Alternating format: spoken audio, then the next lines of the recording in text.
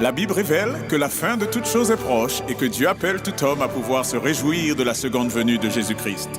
L'objectif de cette présentation est de vous préparer à être du nombre de ceux qui gardent les commandements de Dieu et le témoignage, la foi de Jésus-Christ.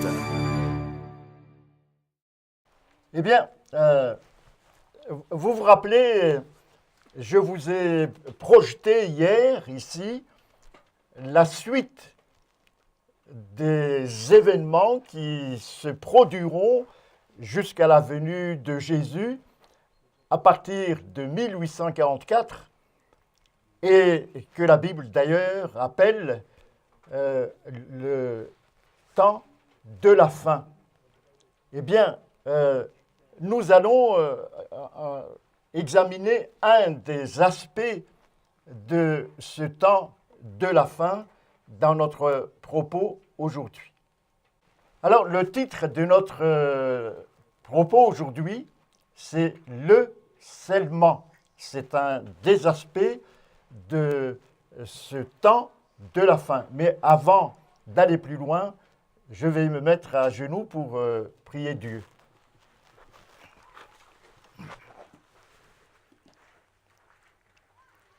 Notre Père qui es aux cieux, nous te remercions encore une fois pour cette occasion éternelle que nous avons d'approfondir ta parole, de nous soutenir en étudiant tes promesses, mais surtout, l'Éternel, cette promesse que tu vas nous sceller pour être présent lorsque tu seras bientôt parmi nous. Ouvre notre cœur par ton Saint-Esprit, maintenant, au nom de Jésus. Amen.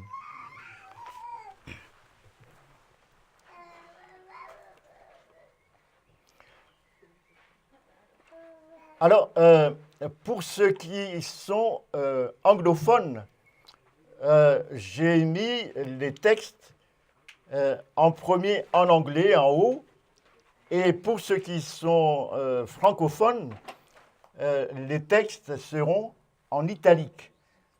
Donc, il y aura donc une distinction entre les deux langues, ce qui permettra aux uns et aux autres de suivre les textes.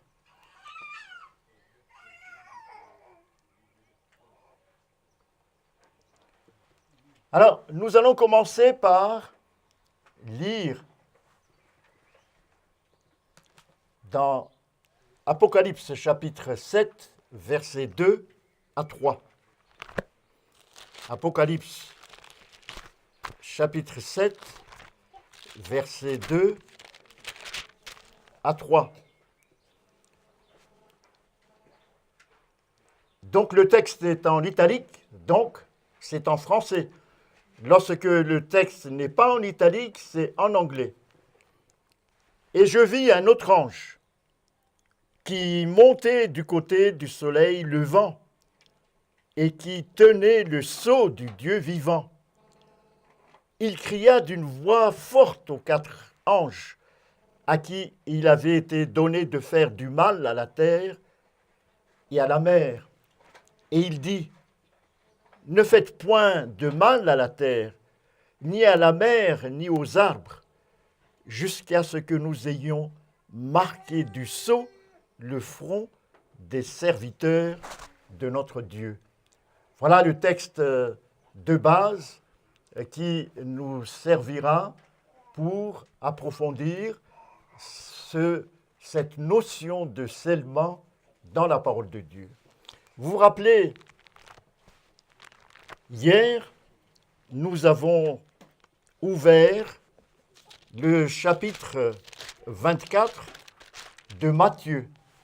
Le chapitre 24 de Matthieu est le temps même que nous sommes en train de vivre actuellement. Et c'est pour cette raison que chacun d'entre nous, nous nous sentons heureux de vivre ce temps-là, puisque nous sommes en train de constater que ce qui est dit dans la parole de Dieu se réalise jour après jour. Nous avons vu que dans Matthieu chapitre 24, il y avait ce peuple que Jésus appelle les élus. Et il le dit aussi dans Matthieu chapitre 24, verset 13, les persévérants. Vous voyez, Matthieu chapitre 24, verset 13, une qualité de ce peuple que Jésus qualifie comme étant les élus. Ailleurs dans la Bible, ce peuple est appelé par Jésus comme étant les 5 vierges sages. Ailleurs encore dans la Bible, ce peuple est appelé par les 144 000. Dans Apocalypse chapitre 14, ce peuple est appelé, Apocalypse chapitre 14, les restes, chapitre 12, verset 17, les restes. Et dans Apocalypse chapitre 14, de nouveau, on rencontre les persévérants saints, ce peuple. Et dans Apocalypse chapitre 18, verset 4, c'est ce peuple, sortez du milieu d'elle, mon peuple. Voilà des appellations différentes selon certaines circonstances dans la parole de Dieu, de ce que Jésus, dans Matthieu chapitre 24, appelle les élus. Mais ces peuples, ce qui les caractérise tous, c'est qu'ils appartiennent à ce que Apocalypse chapitre 18, verset 4, appelle « mon peuple ». Sortez du milieu d'elle, mon peuple. C'est l'Église. J'ai parlé un tout petit peu avec certains d'entre vous depuis hier, et cette notion d'église du temps de la fin devrait être éclairée avec la Bible. Et je vais donc, pendant un petit moment, éclairer cette notion d'église lorsque on parle d'église pendant notre temps actuel. Alors, allons-y dans Actes,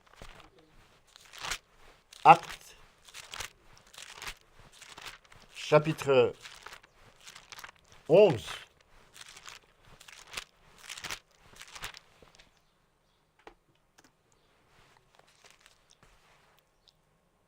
Actes chapitre 11, verset 26. La fin de ce verset. Ce fut à Antioche que, pour la première fois, les disciples furent appelés chrétiens. Donc les disciples, ce sont des chrétiens. Est-ce que tu as un téléphone portable? Pardon? Est-ce que tu as un téléphone portable sur toi? Non, je n'ai pas de... Ce sont des chrétiens. On appelle chrétien à tout bout de champ n'importe quelle personne dans différentes situations, mais être chrétien, selon ce texte, c'est être disciple. Mais approfondissons un tout petit peu ce que c'est qu'un disciple selon la Bible. Donc, être disciple, allons-y dans Luc chapitre 6, verset 40. C'est Jésus qui va nous rappeler ce que c'est que des disciples. Luc chapitre 6, verset 40. Jésus déclare, « Le disciple n'est pas plus grand que le maître, mais tout disciple accompli sera comme son maître. » Qu'est-ce que c'est que donc un disciple? C'est une personne qui est comme son maître, qui suit son maître. C'est dans première épître de Jean que nous voyons clairement cette notion de suivre Jésus. Première épître de Jean, chapitre 2, verset 6. Première épître de Jean, chapitre 2, verset 6. Celui qui dit qu'il demeure en lui doit marcher aussi comme il a marché lui-même. C'est ça être disciple. Marcher comme il a marché lui-même. Et on retrouve cette notion dans une des caractéristiques des 144 000 dans Apocalypse chapitre 14, verset 4. Apocalypse chapitre 14, verset 4, une des caractéristiques des 144 000, ils suivent l'agneau partout où il va. Suivre l'agneau partout où il va. Voilà les caractéristiques des disciples. Et lorsque Jésus va revenir bientôt, ses disciples, regardez comment ils seront dans 2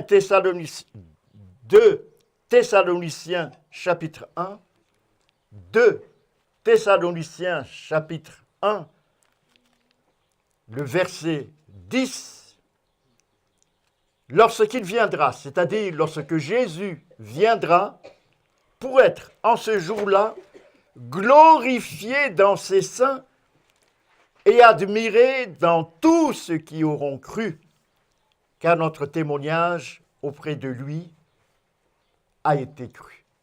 Voilà être disciple. Lorsque Jésus va revenir bientôt, les disciples glorifient Jésus par leur caractère. Voilà, cette notion d'église est bien dégagée. Eh bien, qu'est-ce qu'ils croient? Donc, dans Matthieu chapitre 16, cette notion d'église, Matthieu chapitre 16, Matthieu chapitre 16, le verset, Matthieu chapitre 16, verset 16, et le verset 18, Pierre fait cette déclaration, profession de foi, « Tu es le Christ, le Fils du Dieu vivant ». Et Jésus de déclarer que c'est sur cette pierre que je déclarerai mon Église. C'est sur cette profession de foi de Pierre que l'Église va être bâtie. Ceci vous permet déjà de savoir si les églises dans votre ville remplissent ces conditions-là. Et regardons dans 1 Timothée, chapitre 3,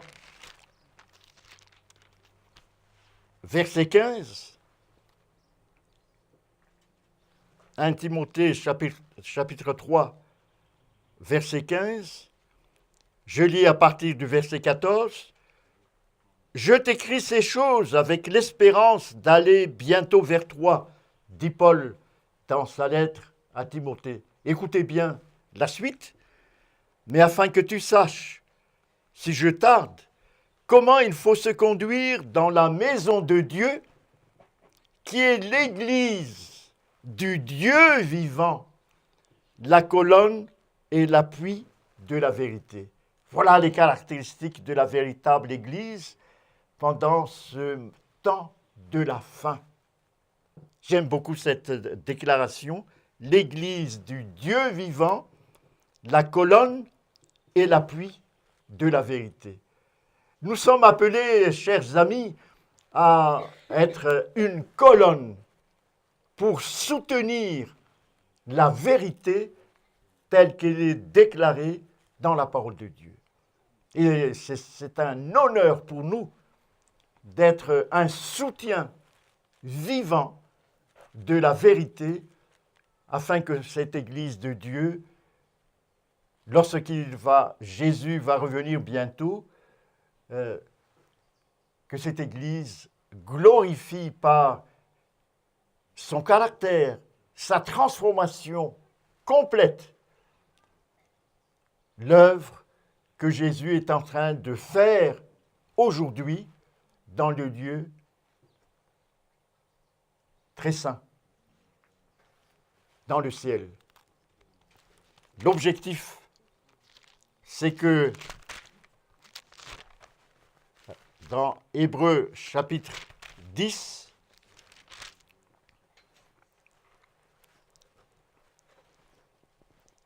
l'objectif dans Hébreux chapitre 10 pour les membres de cette Église que Apocalypse chapitre 18, verset 4 dit « Mon peuple », l'objectif, Hébreux chapitre 10, versets 15, 16 et 17, c'est ce que le Saint-Esprit nous atteste aussi. C'est le verset 14 qui nous montre ce que cette attestation du Saint-Esprit. Je lis le verset 14, puisque c'est là l'attestation du Saint-Esprit. « Car par une seule offrande, il a mené à la perfection pour toujours ceux qui sont sanctifiés. » Et c'est ce que le Saint-Esprit nous atteste aussi. Car après avoir dit, verset 16, « Voici l'alliance que je ferai avec eux. Avec ces jours-là, dit le Seigneur, je mettrai mes lois dans leur cœur, je les écrirai dans leur esprit. » Et il ajoute, « Je ne me souviendrai plus de leur péché ni de leur iniquité. » Or, là où il y a pardon des péchés, il n'y a plus d'offrande pour le péché. C'est ça l'objectif final, les amis. Ce peuple, comme on vient de lire tout à l'heure, qui glorifie Dieu et Jésus lorsque il viendra bientôt. Alors, ce peuple, pour atteindre cet objectif glorieux, doit être scellé. Doit être scellé. Je n'ai pas eu le temps de traduire le texte qui est en anglais ici.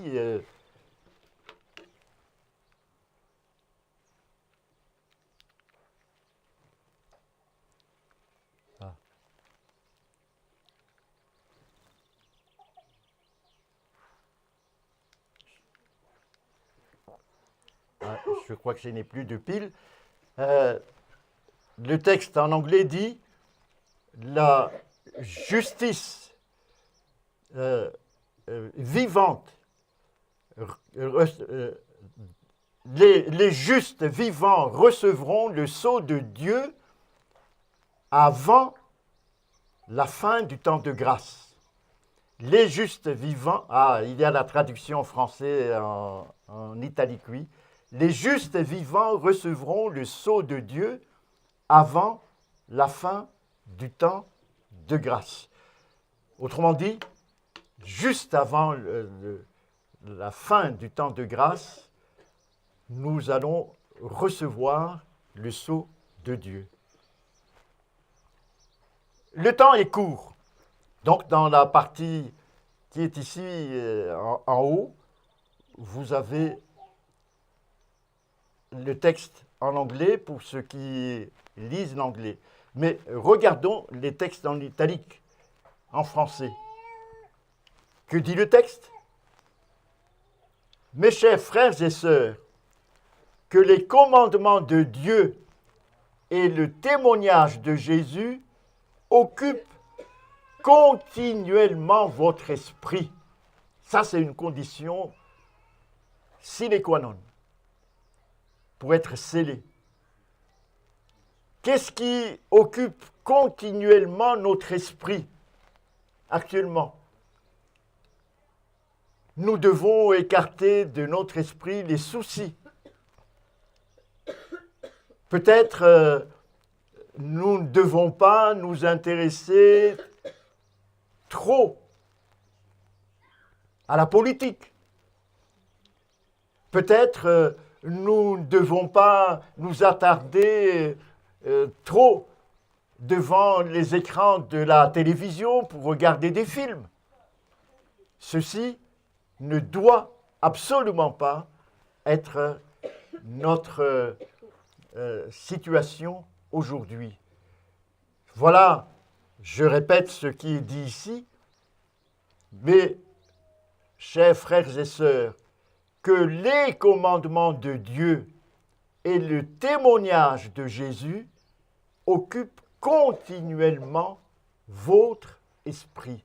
Je sais que dans le cadre de notre vie de tous les jours, nous avons des soucis.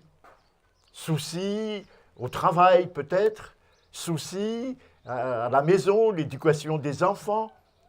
Non, nous devons apprendre à déposer tous ces soucis aux pieds de Jésus. Nous devons constamment réfléchir dans notre esprit sur les commandements de Dieu et le témoignage de Jésus. Je continue le texte. Et laissons-les repousser nos soucis mondains, pas seulement les soucis de l'existence que chacun d'entre nous nous connaissons, mais nous devons faire très attention aux soucis mondains. Autrement dit, savoir se détacher du monde. Qu'il soit l'objet de vos méditations quand vous vous couchez et quand vous vous levez. Voyez cette permanence de la parole de Dieu et des témoignages de Jésus. Autrement dit, en lisant les témoignages qui sont traduits en français, ça occupe notre esprit. Ça enlève les soucis qui nous envahissent constamment. Vivez, agissez toujours en vue de la venue du Fils de l'homme. Voyez ici, l'objectif de notre vie, c'est de vivre toujours dans l'objectif de la venue du Fils de l'homme, puisque Jésus doit venir bientôt. Le temps du scellement est très court et ce sera bientôt dans le passé. Nous devons avoir dans l'esprit que ce temps est très très court et après c'est fini. Aujourd'hui, alors que les 4 anges retiennent les 4 vents, d'après ce qu'on a lu tout à l'heure, assurons notre vocation et notre élection. Voilà le programme de vie qui est devant nous lorsque nous voulons être scellés. Et si nous voulons glorifier, comme on a lu tout à l'heure dans le texte de la parole de Dieu, glorifier Dieu et glorifier Jésus lorsqu'il viendra bientôt.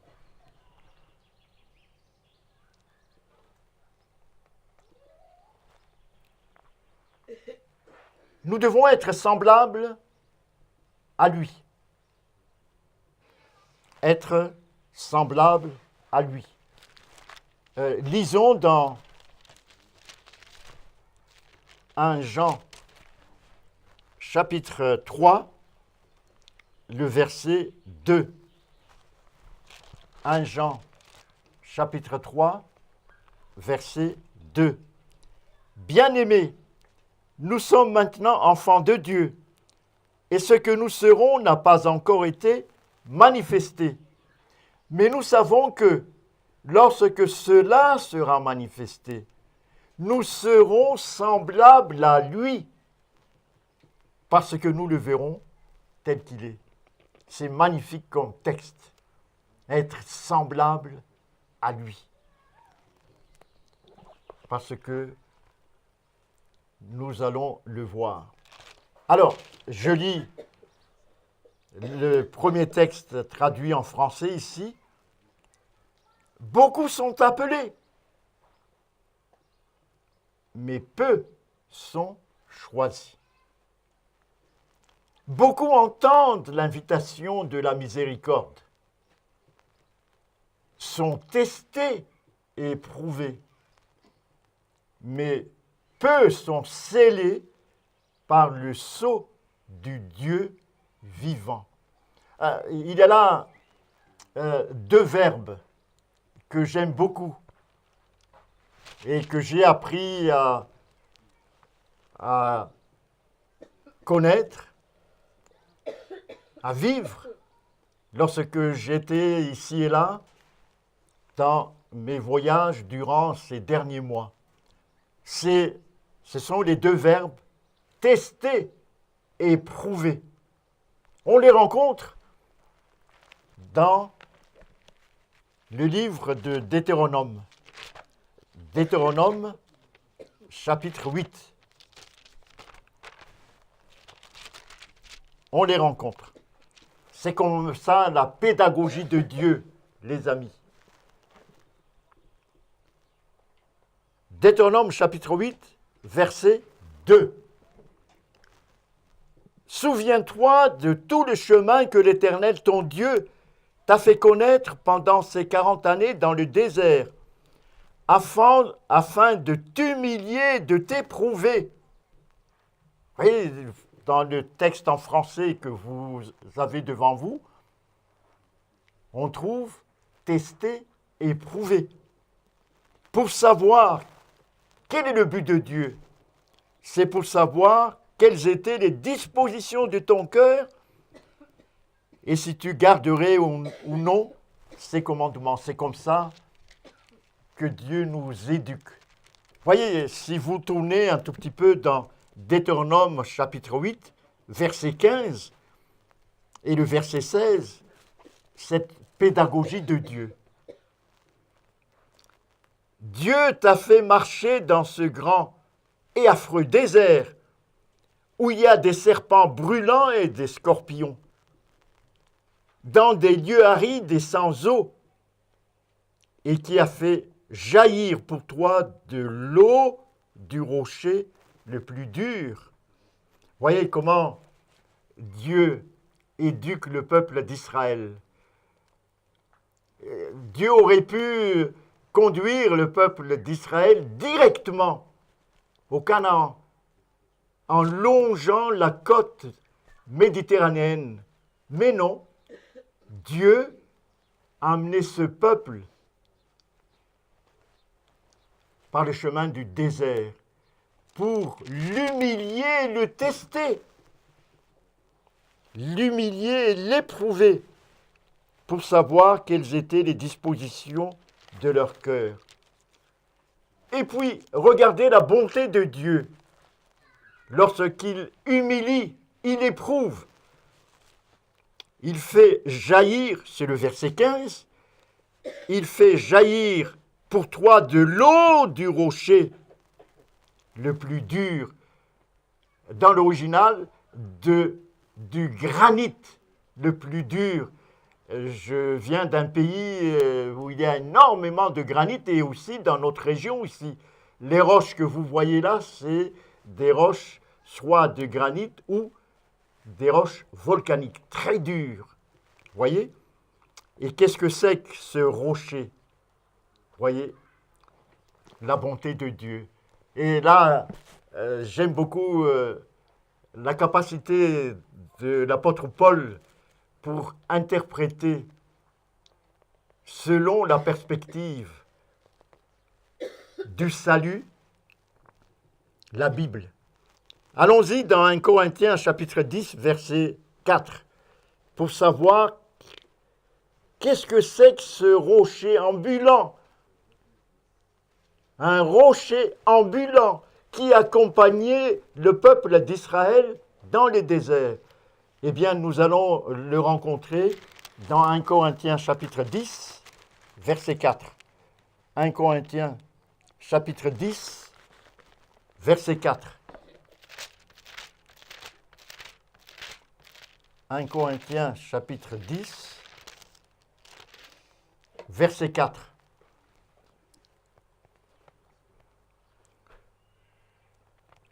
Ils ont tous bu le même breuvage spirituel, car ils buvaient un rocher spirituel qui les suivait, le rocher ambulant dans le désert. Et ce rocher, c'est qui? Christ. C'est très beau comme texte.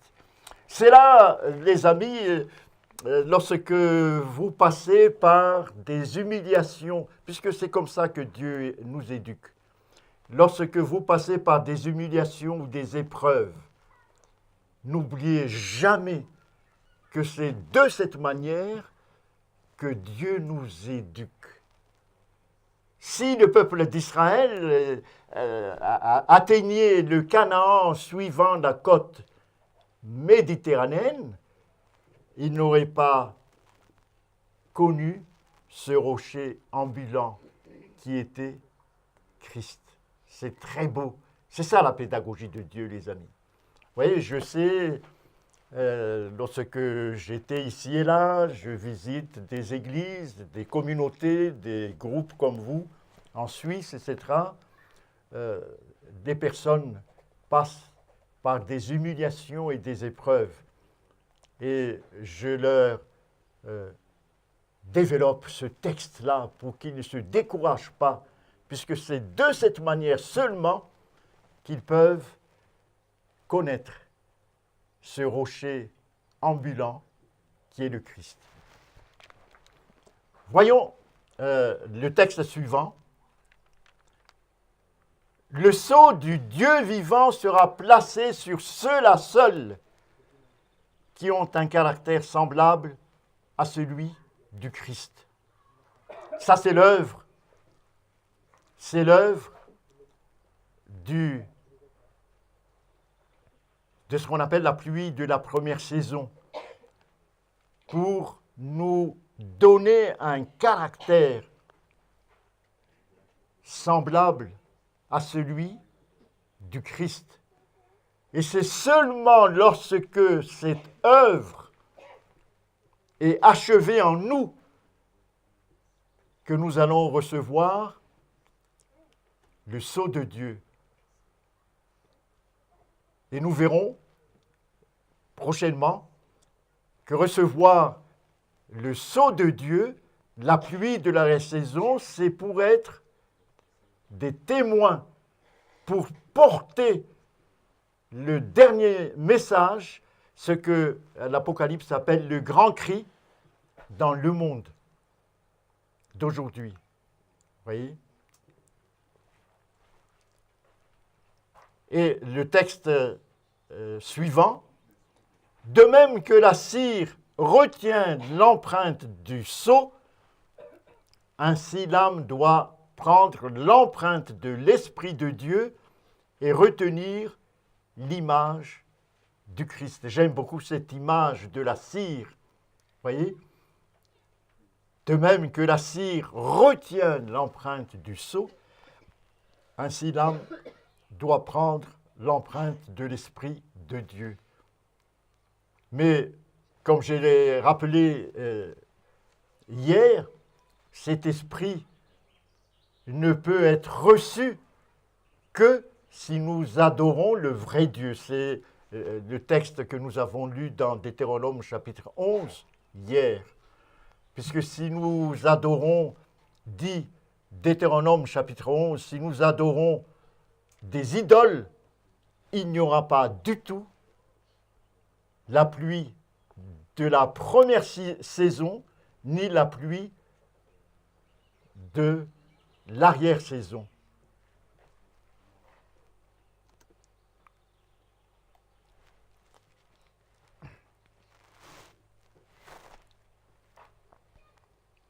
Lisons le premier texte. La grande majorité des chrétiens de profession auront à faire face à une grande déception au jour de Dieu. Pour quelle raison? Ils n'ont pas sur leur front le sceau du Dieu vivant. Ils n'ont pas sur leur front le sceau du Dieu vivant. Si vous avez la possibilité de lire Ézéchiel chapitre 8, Ézéchiel chapitre 8, là vous allez découvrir qu'il y a une condition mentionnée par Ézéchiel chapitre 8 pour recevoir sur leur front le sceau de Dieu. Ézéchiel chapitre 8.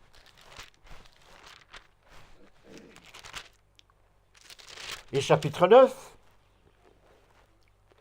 D'abord, le chapitre 8 décrit les abominations commises à Jérusalem. Et je ne fais que mentionner le verset 16 dans Ézéchiel chapitre 8. Il se tourne vers l'Orient, autrement dit, le dos face au temple. Autrement dit, il se tourne vers l'Orient. Et le dos donc, face au temple. Et ils adorent quoi? Ils se prosternaient à l'Orient devant le soleil. Voilà l'abomination suprême à Jérusalem à ce moment-là. Vous voyez donc, si vous lisez tout le verset 8, vous allez constamment constater l'évolution de cette abomination jusqu'à ce sommet-là, l'adoration du soleil. Et seul Ézéchiel chapitre 9, le verset 4, Ézéchiel chapitre 9, verset 4, l'Éternel dit à l'ange qui va exécuter son jugement, l'Éternel lui dit, passe au milieu de la ville, au milieu de Jérusalem, et fais une marque sur le front des hommes qui soupirent et qui gémissent à cause de toutes les abominations qui s'y commettent. Lorsque je visite des communautés, comme j'ai l'occasion de vous dire, dans notre région, en Suisse et dans notre région, beaucoup de membres de nos églises se plaignent des abominations, c'est bien le mot, qu'ils rencontrent dans leurs communautés respectives. Des abominations. Et on tolère cela. Mais le problème, c'est que beaucoup de chrétiens, beaucoup d'adventistes sincères, considèrent ces abominations comme normales. Beaucoup d'adventistes, lorsque je parle avec eux, pensent que l'institution va se transformer elle-même à un moment donné. Beaucoup considèrent qu'il faut rester à l'intérieur de l'Église pour changer l'Église. C'est une erreur très grave. Et je ne cesse de leur dire que ce n'est pas de cette manière qu'il faut interpréter la parole de Dieu. Surtout cet appel urgent. Sortez, dans Apocalypse chapitre 18, verset 4, sortez du milieu d'elle, mon peuple. C'est ça la véritable Église. Ce ne sont pas ceux qui restent à l'intérieur de Babylone la Grande, qui font partie de l'Église, ce sont ceux qui sortent.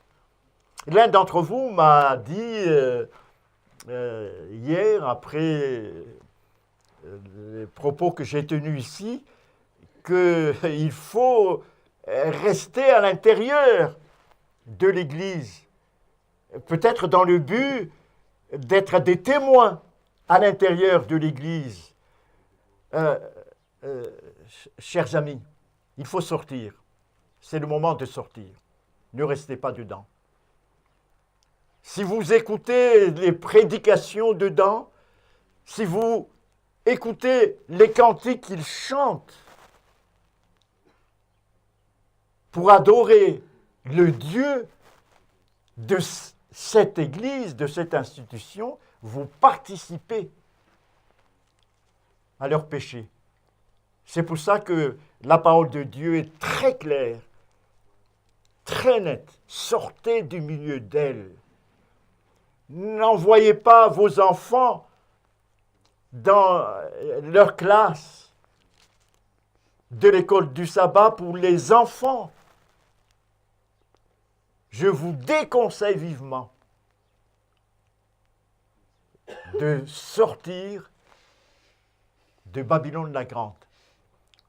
Je précise ici, puisqu'on m'a fait cette reproche, on m'a dit, mais ton problème, c'est que tu appelles l'Église adventiste comme étant Babylone. Je leur ai dit, je n'ai jamais dit que l'Église adventiste est Babylone.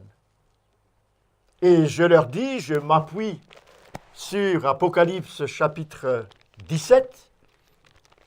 Apocalypse chapitre 17 dit clairement que Babylone la Grande, c'est l'Église, la grande prostituée, c'est l'Église catholique. Mais là, des filles, c'est marqué là dans Apocalypse chapitre 17, verset 5, Babylone la Grande, la mère des impudiques. Elle a des filles qui limitent, qui adoptent ces systèmes de valeurs et même sa croyance. La maman et les filles adorent le même Dieu qu'on appelle la Trinité. Ils adorent le même Dieu. Ils adoptent la même théologie. On a évoqué ça tout à l'heure avec Alain. C'est ça, Babylone. Donc ne tombez pas dans leur piège, puisqu'ils vous accusent en disant « Mais vous dites que l'Église adventiste est Babylone. » Dites tout de suite que l'Église adventiste n'est pas Babylone, mais est fille de Babylone.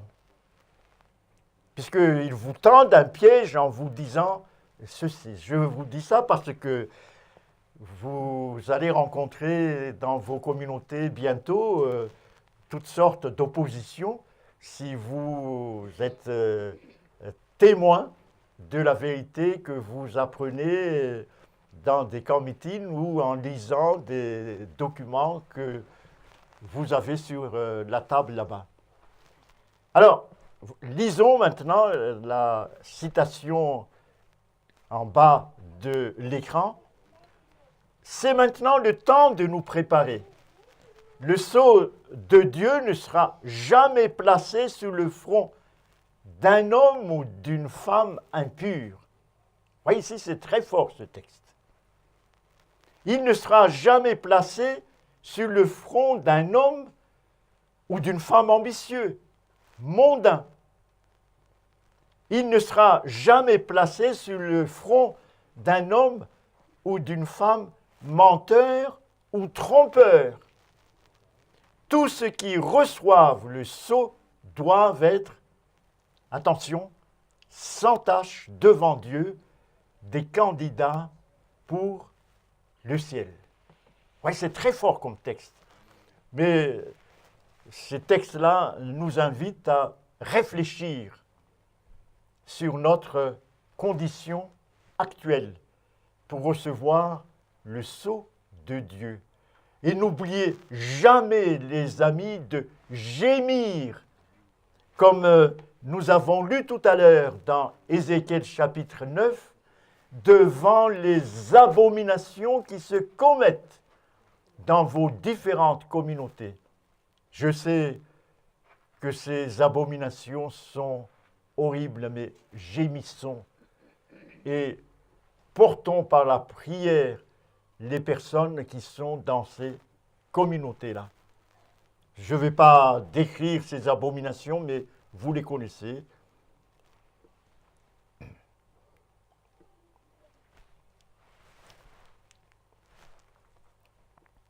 Et c'est le dernier texte que je vous présente ici. C'est un très beau texte aussi. Dès que le peuple de Dieu sera scellé sur son front, que va-t-il se passer? Et ce n'est pas un sceau ou une marque qui puisse être vue. Ah non!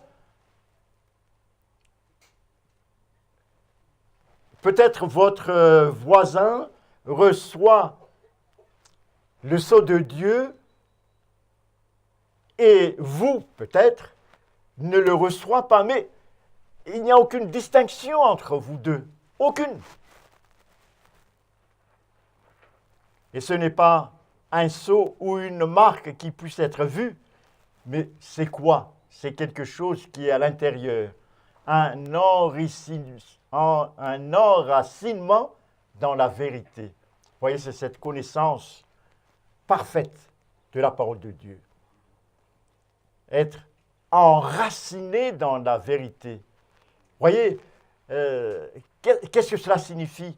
Jésus dit dans Jean chapitre 11, Jean chapitre 16, pardon, Jean chapitre 16,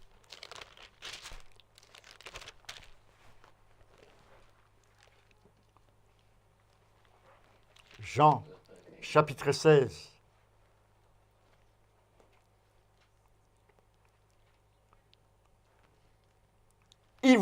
verset 2, ils vous excluront des synagogues.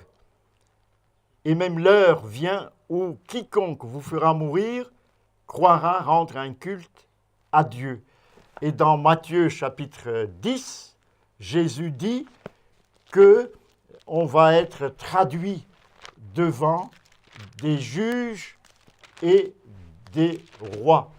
Matthieu chapitre 10, verset 17.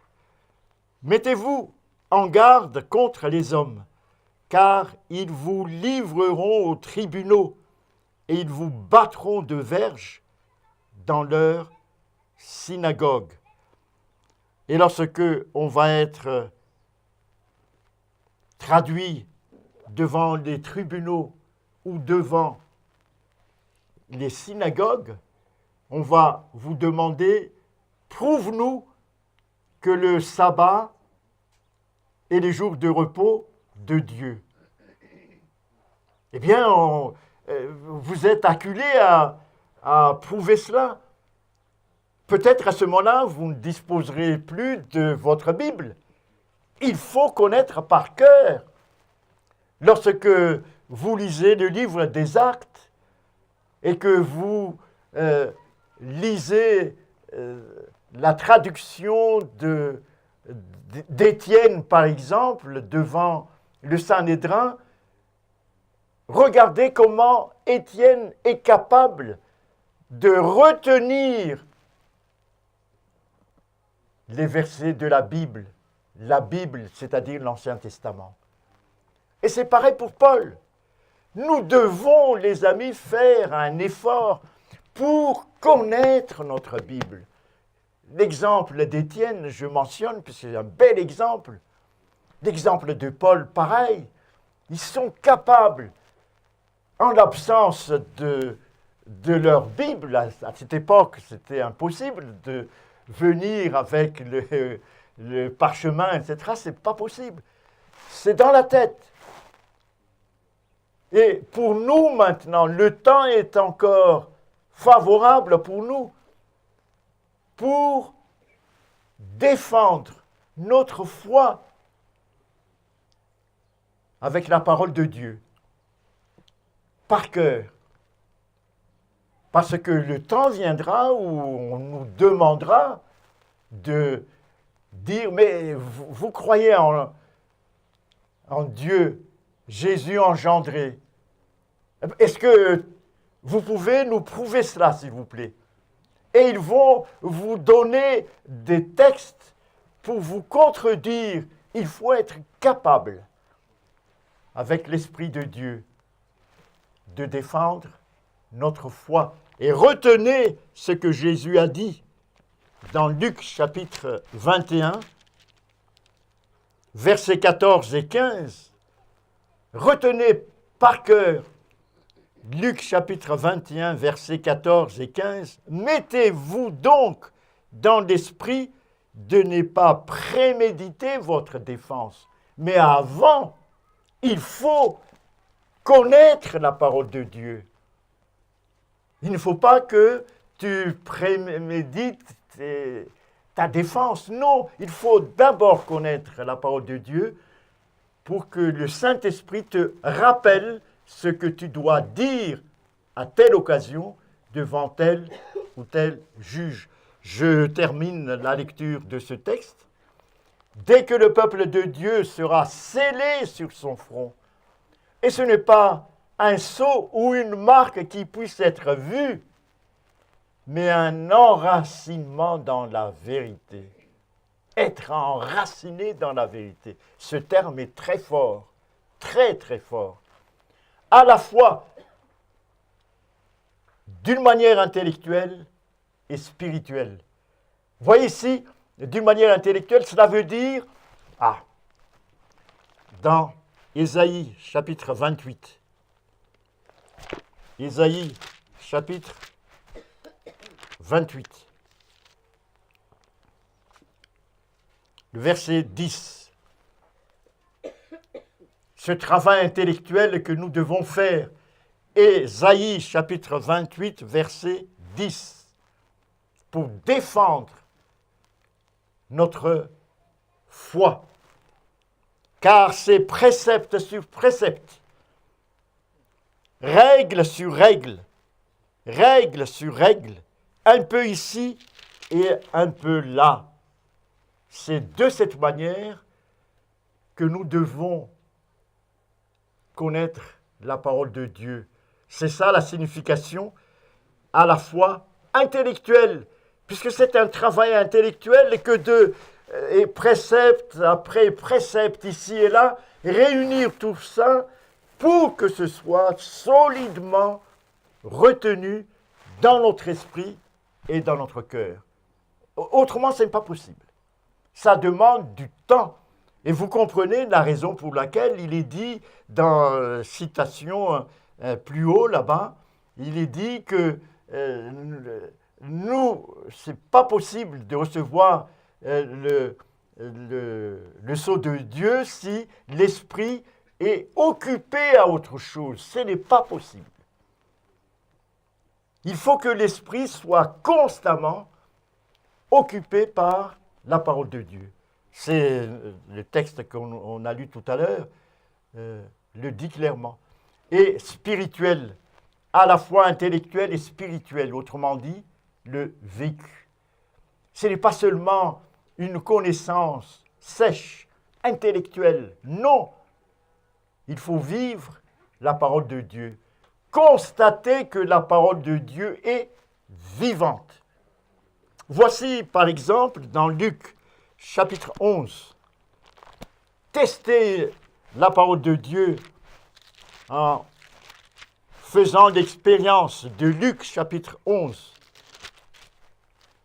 le verset 9. Luc chapitre 11, verset 9. Demandez et l'on vous donnera. Cherchez et vous trouverez. Frappez et l'on vous ouvrira. Faites cette expérience dans votre vie. Si vous avez des soucis, puisqu'on a lu tout à l'heure que si on a des soucis qui occupent notre esprit, on ne recevra pas le sceau de Dieu. Demandez et l'on vous donnera. Cherchez et vous trouverez. Frappez et l'on vous ouvrira. Vous verrez qu'une telle parole est vivante. Et à ce moment-là, vous allez grandir dans la foi. Vous allez aimer de plus en plus approfondir la parole de Dieu, les amis. C'est cette expérience-là qu'il faut que nous fassions le plus vite possible, car le temps est proche. Le temps est proche. Et je poursuis ici, afin qu'il ne puisse pas être ébranlé. Voyez, être solidement enraciné dans la vérité. Voyez, cela veut dire que notre expérience, comme je viens de le dire là tout à l'heure, il faut que la parole de Dieu soit vivante pour nous. Ce que Jésus a dit, demander, chercher, etc., que nous fassions cette expérience-là. Voyez, à ce moment-là, nous n'allons pas être ébranlés. Ce n'est pas possible. On est profondément enraciné. Et je termine. Dès que le peuple de Dieu sera scellé et préparé pour le criblage, celui-ci arrivera. En vérité, il a déjà commencé. Les jugements de Dieu sont maintenant sur la terre pour nous donner un avertissement pour que nous connaissions ce qui vient. Les signes des temps sont déjà là, les amis, pour nous avertir.